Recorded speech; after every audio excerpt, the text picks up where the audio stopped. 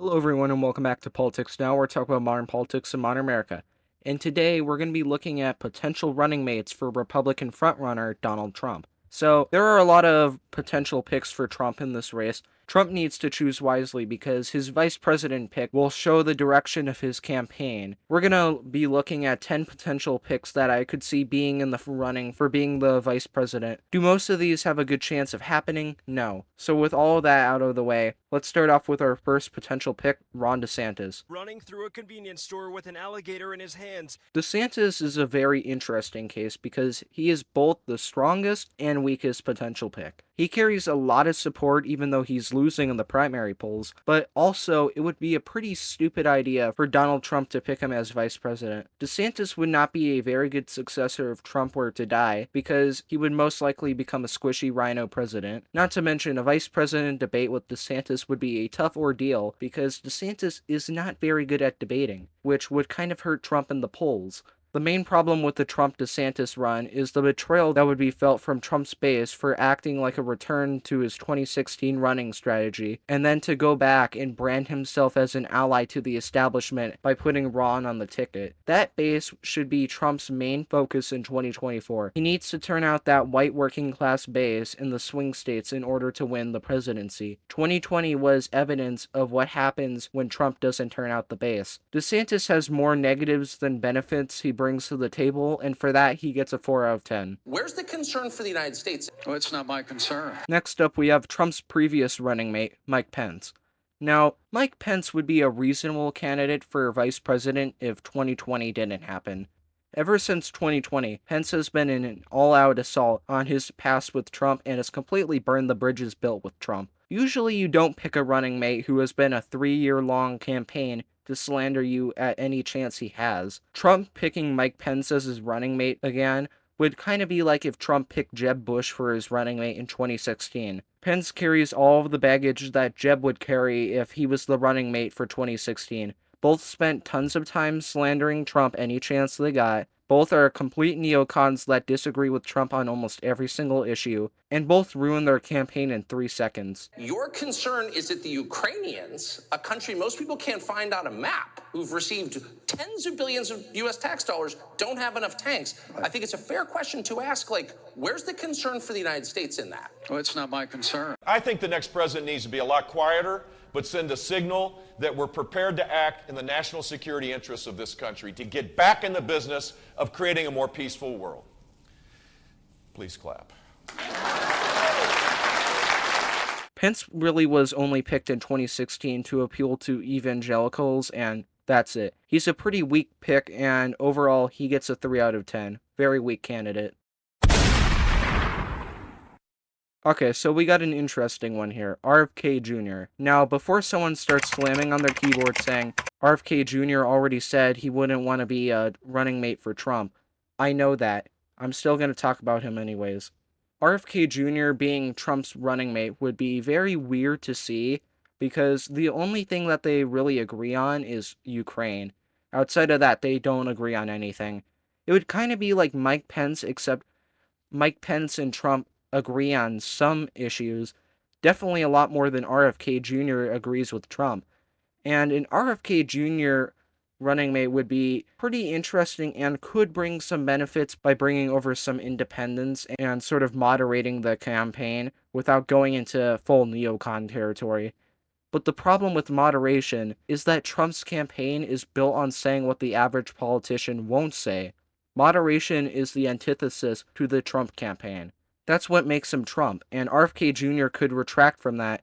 So given that RFK Jr. could bring a couple of unique benefits, but most likely is a mismatched pair, he's going to get a solid 5 out of 10. America is not a nation. I can say with 100% confidence that Tim Scott on the ticket would add absolutely nothing to the Trump 2024 run. He is not a very strong candidate on his own, and is more so seen as a backup for the establishment when their main candidate dips in the polls, and he's been that way ever since 2016. He would fit a lot more in a cabinet position for a future Trump White House, and that's kind of where I see him. He's probably not going to be on the main ticket, and I wouldn't really see him on the main ticket. He's the definition of a generic Republican and really doesn't have any advantages to bring to the table. Would he be the best pick for vice president? No. Would I care if he was chosen? No. Overall, and for being that generic and that safe, he just gets a 6 out of 10. Boo! You stink! So, Nikki Haley has been campaigning and begging to be Trump's vice president or in Trump's White House ever since 2016. And just like before, he still won't pick her. Nikki Haley is a big neocon and only has minimal appeal in South Carolina. It's not really important to have appeal in South Carolina because it's a Republican plus 12 state. It's not going to flip Democrat anytime soon. She really brings nothing to the table, and like a lot of these candidates, has her own problems that she brings to the table.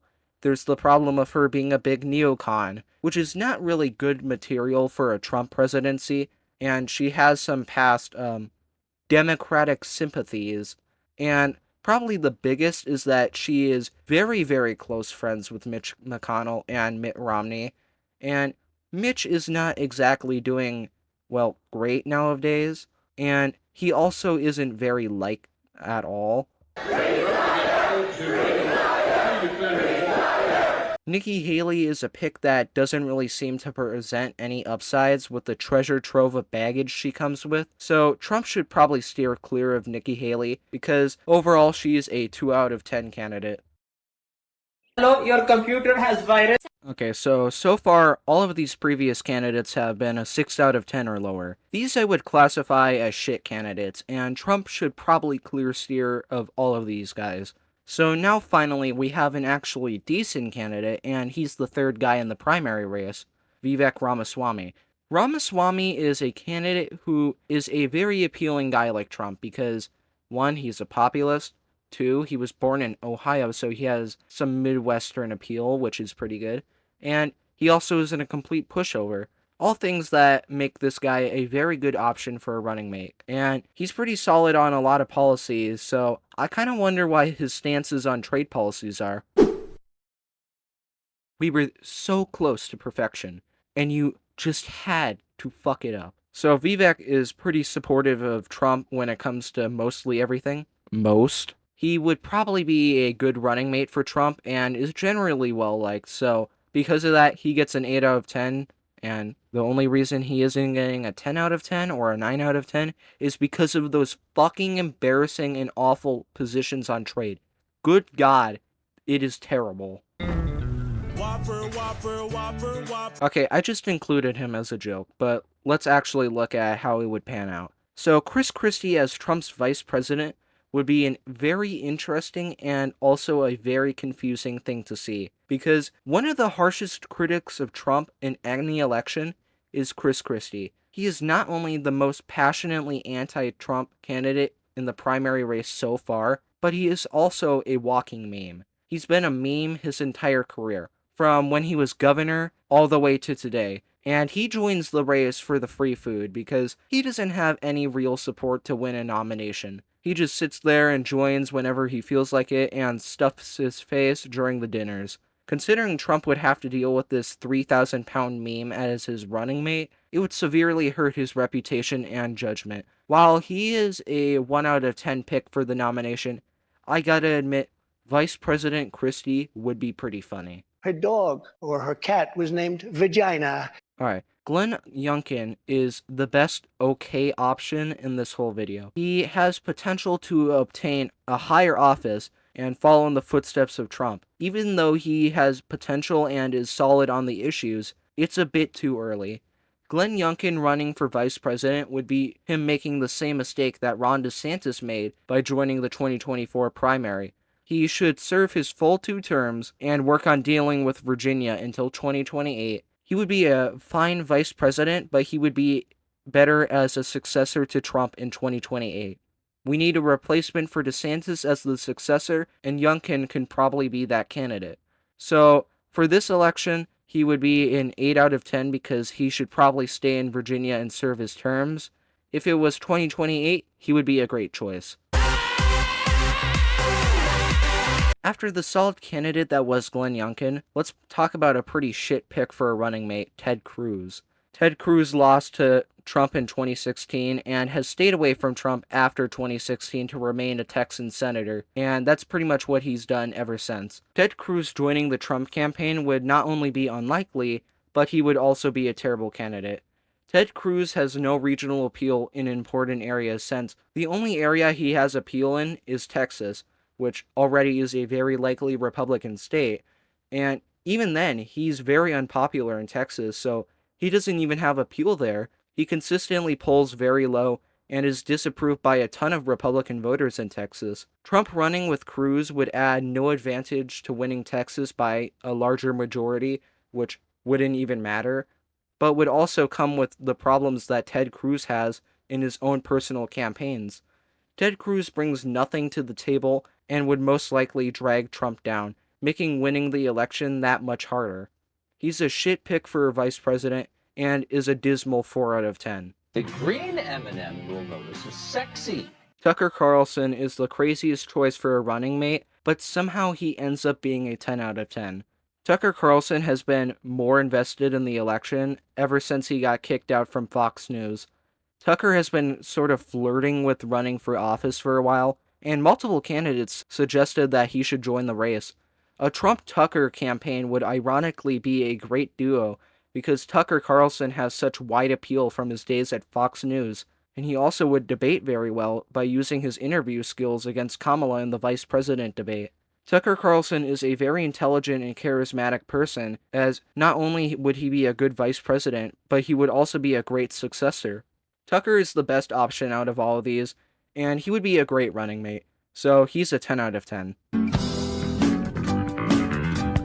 There are definitely more options for a running mate, but most of the others I really had nothing to talk about. Trump needs to choose wisely as he picks his running mate. He should steer clear of the establishment candidates or the other ones. Picking a running mate will be the first important step of Trump's campaign during the 2024 election. The options in this video may not be the best, but there are good options, so pick wisely. Make sure to comment down below who you think Trump should pick as his running mate, and like and subscribe. I'll see you guys next time. Bye.